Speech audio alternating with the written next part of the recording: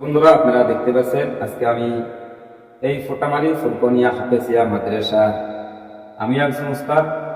আজকে আমার নিজের মাদ্রাসা, এই মাদ্রাসার বাচ্চাদের সুকণ্ঠে কোরআন তিলাওয়াত শুনবো, আপনাদেরকে শোনাবো।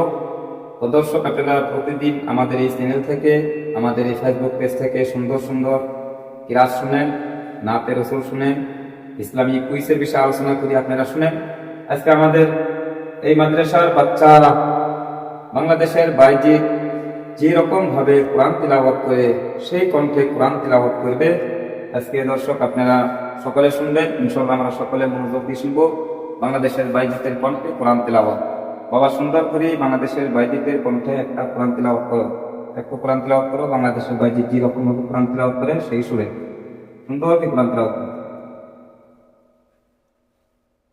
أعوذ بالله من الشيطان الرجيم. بسم الله الرحمن الرحيم.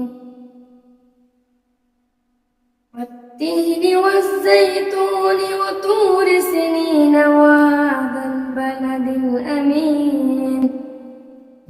لقد خلقنا الإنسان في أحسن تقويم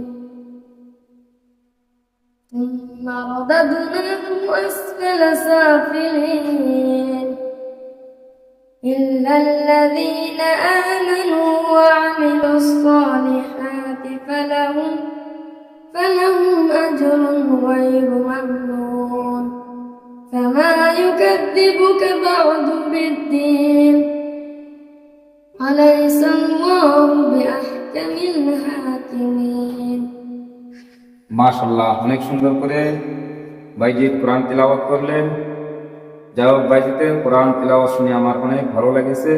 দর্শক, যদি আপনাদেরও ভালো লাগে, আপনারা আমাদের এই ভিডিওটা বেশি বেশি করে শেয়ার করবেন, অন্যদেরকে শোনানোর জন্য আপনারা শেয়ার করবেন, সোয়াবের খাতিরে শেয়ার করবেন। তো দর্শক, পারলে আমাদের ফেসবুক পেজে দেখলে ফেসবুক পেজটা ফলো করে রাখবেন, আমাদের ইউটিউব চ্যানেলে দেখলে ইউটিউব চ্যানেলটা সাবস্ক্রাইব করে রাখবেন, আমাদের পাশে থাকবেন। প্রতিদিন নতুন নতুন নতুন কণ্ঠে কোরআন তিলাওয়াত, নাতে রসুল শোনানোর জন্য।